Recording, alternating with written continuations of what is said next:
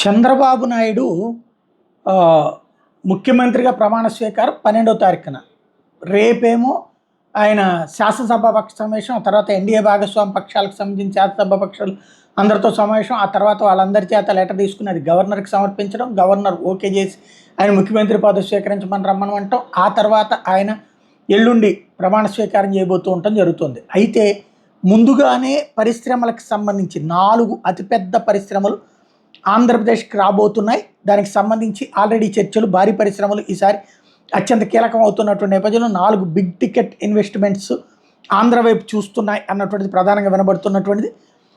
చంద్రబాబు నాయుడు గారు ప్రమాణ స్వీకారం చేసిన వెంటనే వాళ్ళు వచ్చేటటువంటి అవకాశం అయితే కనబడుతోంది. తద్వారా ప్రధానమైనటువంటి వ్యవహారం ఏదైతే పారిశ్రామిక అభివృద్ధి మావాలని, అంటే ఇప్పుడు కియా పరిశ్రమ తనున్నప్పుడే వచ్చింది అనౌన్స్మెంట్, కానీ ఆ తర్వాత వచ్చి ప్రారంభం కూడా అట్లాంటి 4 చేయబోతున్నారు చంద్రబాబు గారు.